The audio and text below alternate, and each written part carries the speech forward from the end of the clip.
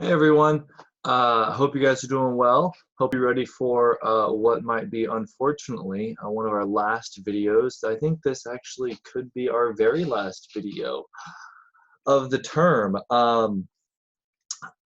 That said, it should be mostly review too, so nothing new.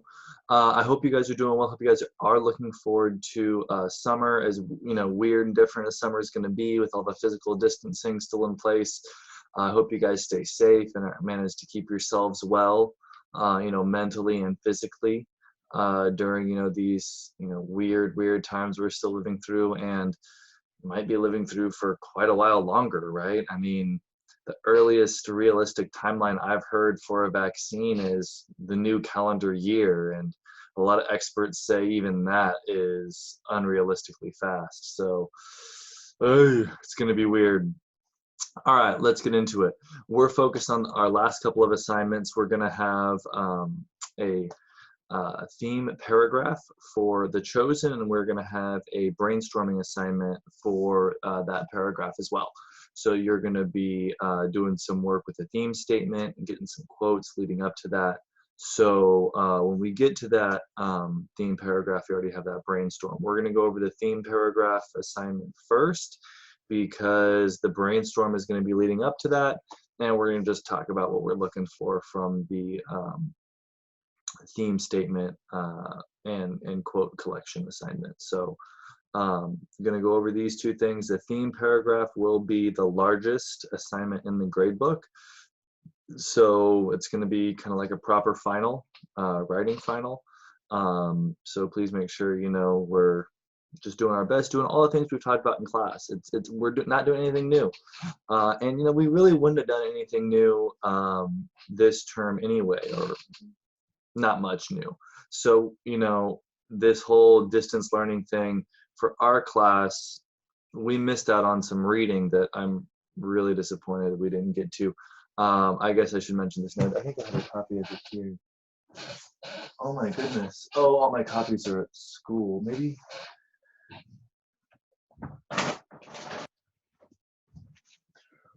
Whew. Ladies and gentlemen, this is the book we were going to read. You need to read it. Just as an American. I mean, just as a person of the world, it's a really good book. But especially as an American, you need to read it. And then you need to read it again in 10 or 15 years. America has a long and complex history, espousing freedoms while owning slaves, promoting America as land of the free while there's intense segregation.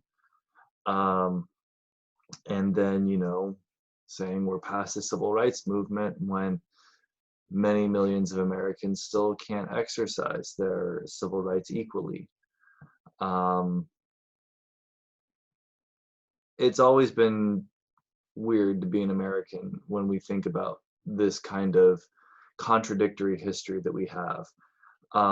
And To Kill a Mockingbird is one of the books that best represents all those contradictions and the difficulties that Americans face, especially Americans who aren't white. In this case, this book focuses on Black Americans, but even the difficulties that white Americans can face. Obviously, they're very different, and most of the time less severe than the difficulties that non-white Americans face.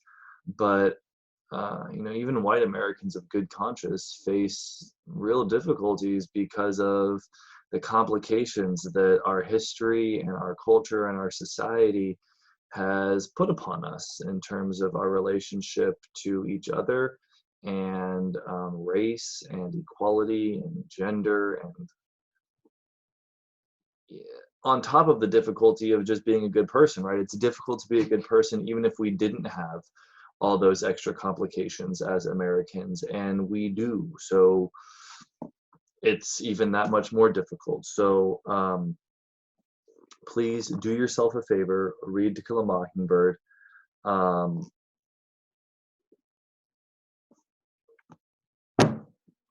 and then read it again when you're an adult. I mean, if I could, I would have every American read this book 3 or 4 times throughout their life. Like, when they're in school, obviously with the teacher is super important, and we didn't get there, which is just a huge loss. So help make up for some of that by reading it on your own. And then, I'd read it again when you're a young adult, read it again when you're a middle-aged adult, and then read it again when you're a past middle-aged adult. It's just that good, and it's really hard to. It's a difficult book. Like, I think it's very difficult for freshmen to access it, even if it's in a classroom setting. When we taught it sophomore year, that was a little bit better, but just most students are not used to reading a lot, period, especially at grade level work, especially above grade level work. And although based on the Lexile levels that we use to assess where a book is grade level, this is a book that could challenge college level students. Obviously you can understand it at one level just reading it on your own, but there are things that are probably going to be missed, and that's okay. That's how great literature is. You don't read it once. Even a genius of geniuses doesn't read something once and understand every part of it. But yeah. Okay, tangent over. Read To Kill a Mockingbird, read other stuff over summer. Let's get into the assignments. So let's see. Boom. Share screen. Here we go. Here is the prompt you're going to see, or you can see. It's part of, it's going up at the same time as this assignment. So we're going to analyze how theme is developed through a literary device. So you're going to pick a literary device. That means one. So if you're talking about characterization, you're doing characterization. Talk about setting, setting, juxtaposition, juxtaposition, right? Symbolism, symbolism. That's all you got. So you just got one. You're going to do a theme in the chosen. Use your theme statement notes, right? So go back to your notes, take advantage of those. Look at the cliche and how to avoid cliche reminders. Use your steps to find a theme statement. That way you can start off with a good foundation, and use your formulas. I will make sure these are up on both Student View, which I think they are, but they definitely will be by the time this video goes up, and also on Google Classroom. So use those resources. You already know what your literary device, your literary device that you choose is going to be the same literary device in your theme statement, so that's good. Your body paragraph, so we know paragraph is a teep-eep. It's two teeps kind of smashed together, and I'll put up an outline for that along with this assignment as well, so check that out. So basically it's just two teeps smushed together without a topic sentence. Without a second topic section. You're just going to have the one topic section, a teep, and then everything else from a teep except for that topic, so a teep-eep. And you're going to have, that makes a full paragraph. And you got to have some quotes. You got to have one quote from the first and second half of the chosen, right? So I don't know exactly what page number that is. The point is you can show that your idea doesn't just happen in the baseball scene. Right, your idea doesn't just happen, at the end when they're arguing about the creation of Israel. Your idea happens throughout the whole book. So we should see those quotes come from diverse parts of the book. Oh, I gotta edit that because it's not an essay. Okay, set your essay, your cite your evidence in MLA format. Very cool. You guys know how to do that. So what we're going to do is, this is going to be due, when is this due? Let's pull this up. This is going to be one of our last assignments, I think our actual last assignment. And what we're going to do is, before that, leading up to this, we are going to do some brainstorming, and you're going to write your own. So this is going to be done on 29th. You're going to see this video come up on the 26th, because it's going to be a day before, the ostensible start time. You're going to actually, this video is going to come up earlier. It's going to come up on the 21st, because the theme statement in 3 quotes is going to be a brainstorm for your theme paragraph. So you can start working on this. That's going to be due on the 27th. You will get points for it. It's more than just a brainstorm. It's also a separate assignment. Even though it's listed as 2 different things, it's going to be 1 assignment in Google Classrooms. So you're going to see that there.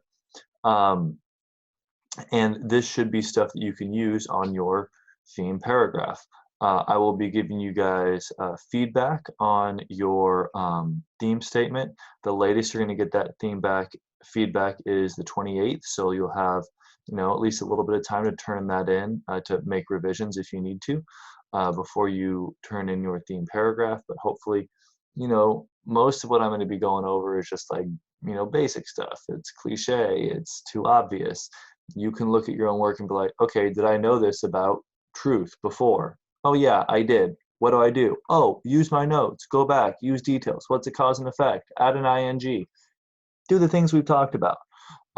If you don't do them, then I'm going to tell you those things that we've already talked about, repeat myself again, and then you're going to have more revisions to do, which you'll have time, maybe not as much as you like, but you're going to have time to do those. But if they're already things we've already talked about, and they will be, because I'm not going to do anything new, you could have looked at them yourself. I don't know. Okay, so it will be its own separate assignment. It's just going to be getting ready for that theme paragraph.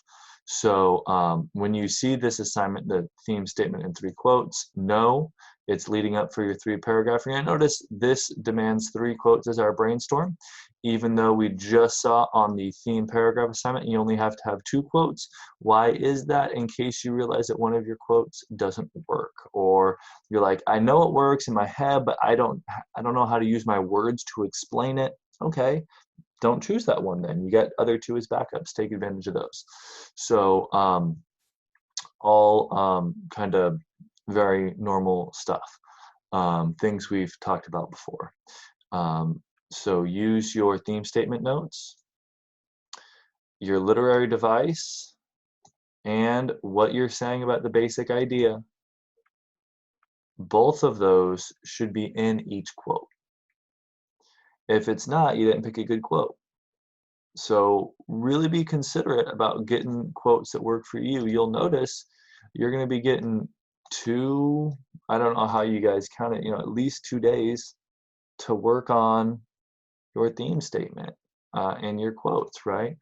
So, if you're spending half an hour a day, and that's not a ton of time, even if you're doing that 10, 15 minutes to write your theme statement, then you got 45 minutes to come up with quotes to make an hour, half an hour a day. That should be totally good, right? If we were doing this in class, I would time your theme statement at 10 minutes. I'd say, okay, go. And so, even if you take 15, that's going to be way more than we would have gotten in class. And, you can still use your notes, all that kind of stuff. So, take advantage of that. Make sure you're getting that good brainstorm.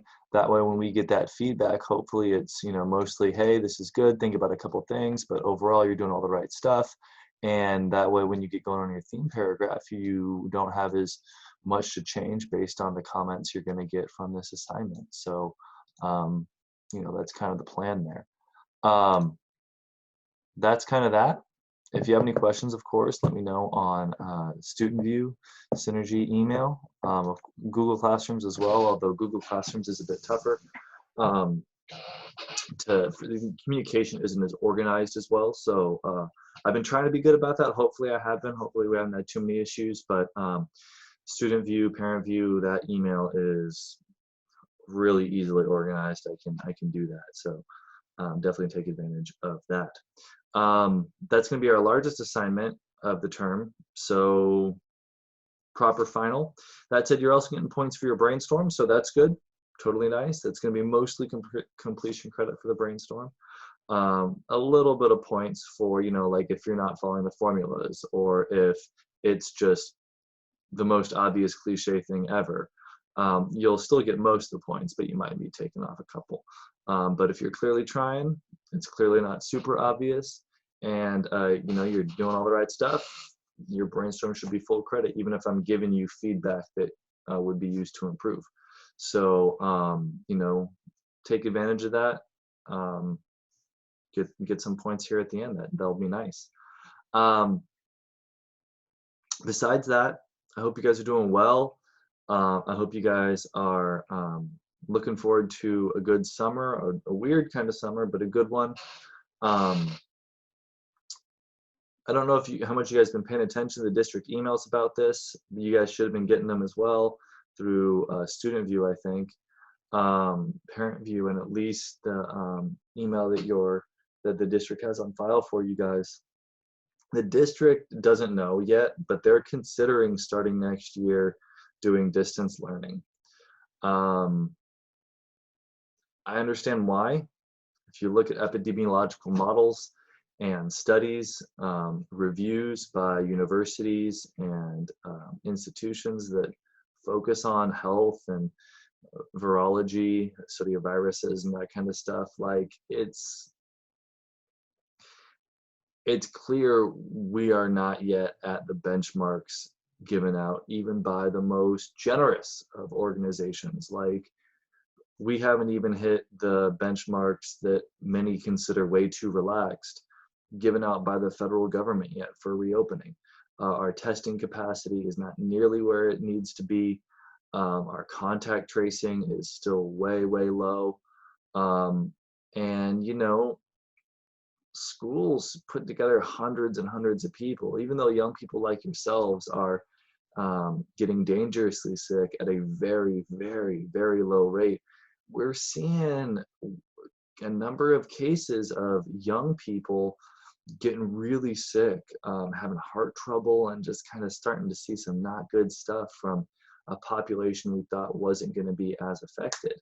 And we're clearly seeing there are some effects there. And then even, you know, if that effect is very, very, very small, you know, young people are still vectors, right? So even if you don't get sick, but you get it, you can transfer it to other people who can get sick and who can have really serious, you know, complications, you know, older people in your family, parents, relatives, you know, grandparents, all that kind of stuff. And so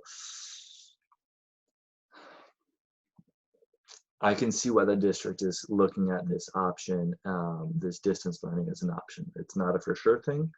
We definitely don't know what they're going to do, but they, you know, they might do it. So we want to make sure we're looking out and being ready for that, because it could definitely happen. So definitely starting around July, end of July, August, start, you know, just pulling up Synergy, checking your emails, making sure your parents are doing the same. You know, end of July, once a week, August, couple times a week, just seeing what the plan's going to be. You know, the district has to make a decision for year-round elementary schools by the middle of July.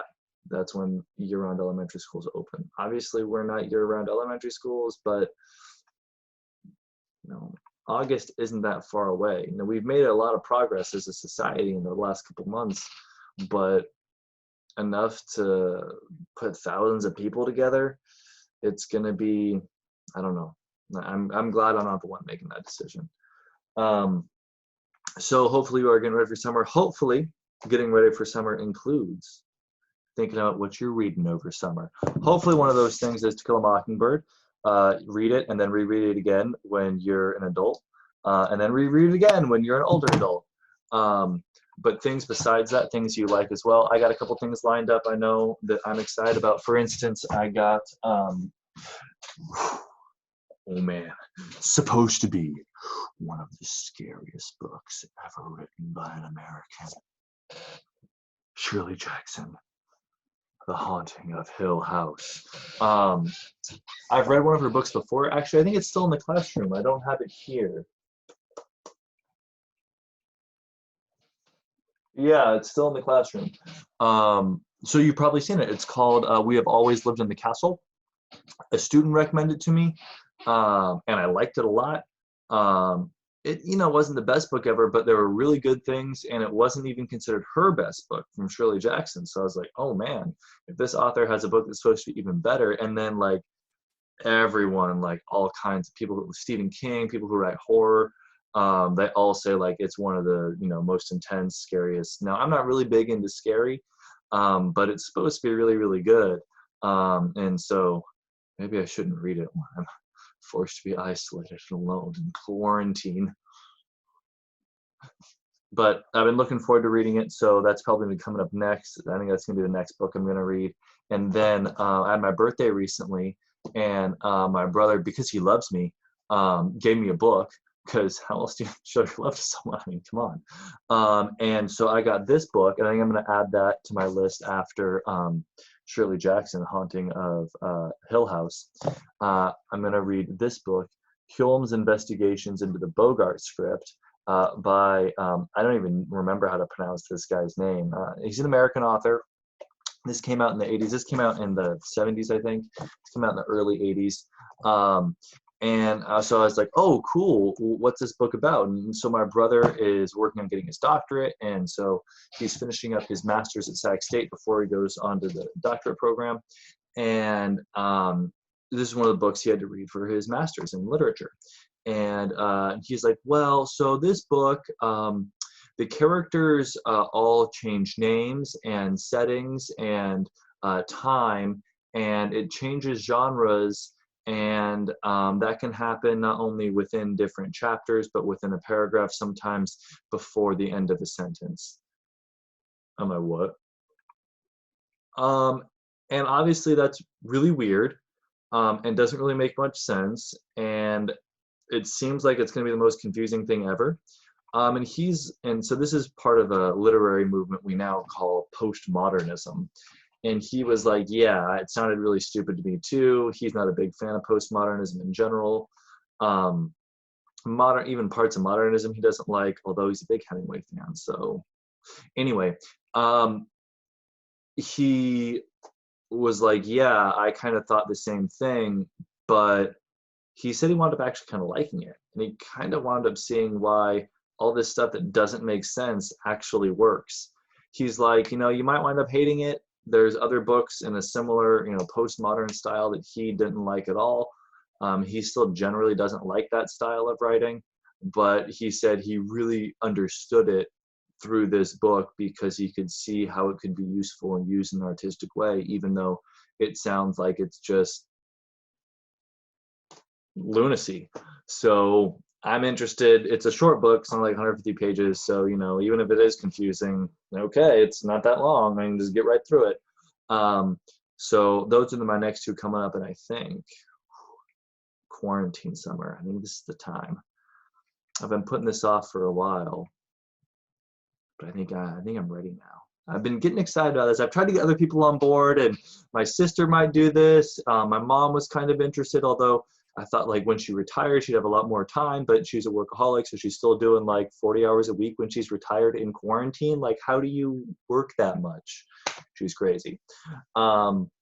It's probably like 35 hours a week now in quarantine. She's, you know, so I don't know if she's gonna have time for this. My brother, like I said, he's doing his own literature stuff. He's publishing in literary journals, and you know, he works in IT, so his normal work has just been crazy.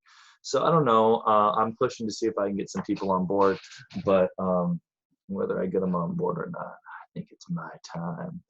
Because for a while now, I've had an idea that I really wanted to do. And so I think the centerpiece reading of my summer is going to be this, A Blank Book. It does have a title. I've read about half his stuff before, probably a little bit more than half, but I've never read all of it, and I've never read it all at once. So I think that's going to be my plan. I'm going to read all of Shakespeare's plays. I'll probably read all of his sonnets too. I've read only about a third of his sonnets. So I'll probably spend the summer reading some Shakespeare. I figure being locked inside will be good to get some real serious reading done. So that's kind of my plan. Hopefully you have a reading list too. You should. We know that's super important. We know that Mockingbird should be on it. Kill a Mockingbird by Harper Lee. But hopefully, you have other things that you're interested in that you find interesting as well. It don't have to be Shakespeare, although it can be. If that's what you're interested in, I'm not interested. Then, of course, that's what you should choose. But if you're not interested in that, choose something you like. That said, besides Mockingbird, so you should be reading at least 4 books over summer. I mean, that's a given, right? If you're signed up for honors and you're not excited about reading 4 books over summer, there's a disconnect. One of those books, of course, should be Mockingbird, and I would say at least one other of those books should be one that's on that AP authors list. I'll repost that, but I'd say that at least one of them should be from that list. You got to push yourselves a little bit. Obviously, reading Maze Runner for the 3rd time is great, and you should do that. That's totally cool, but it's still at a 5th grade reading level or 6th grade reading level, depending on how you rank it. So you're not improving your reading. You're having a great time reading, and you should definitely do that. Reading's for having fun. That's part of one of the main things about reading. But in order to make sure reading stays fun as reading gets harder in classes, you should make sure you're pushing yourself a little bit. So, go look at that list of AP authors. At the end of that list, I have a list of titles that are not authors, they're just titles of books that you might want to check out. So, read stuff you like, but also read stuff that's you find interesting, you're intrigued by, but might be a little bit higher level. That way you can kind of, make sure you're staying in that honors zone. So, make sure you're doing good things for yourself. Ladies and gentlemen, this, I think, is going to be our last video. Sad times. It's a weird way to see you guys for the last time. I don't even see you. I just see a little camera. Not even a great one, as you can tell, really grainy. But it's also weird because you're going to see this a week before the school year ends. But so, finish strong, keep pushing, do a good job on these next couple assignments this whole video was about. But I hope you guys do well. I had a good year with you guys. It was nice. The coronavirus thing obviously threw everything off and made it really weird. I personally like the second half of the year better when it comes to English 9 honors. And that's really because I feel like it takes so much time for us to get used to high school and high school expectations and the critical level of critical thinking and level of writing that we're really looking for. That it's really only in the second half of the year that everyone kind of knows, all right, here's the deal. If something's great, here's why. If something's not so good, here's why. And we can really start not, since we're all more on the same page, we can kind of get forward with our learning. I mean, obviously we did good learning in the first half of the year too, but we can move forward with our learning without having that extra unknown of, well, why isn't this mastery? Why isn't this not good? Because it's like, when we get it back, we can go over the things we've already talked about, like, oh yeah, okay, I can see this now. I thought it was this, but we know what to look for. And not having that struggle really makes the learning not easier, because it's still the same level of expectations, but it's just the learning that's difficult. It's not the adjusting of expectations. It's also difficult. And so when just the learning is difficult, well, then we get to focus on what we're actually there for.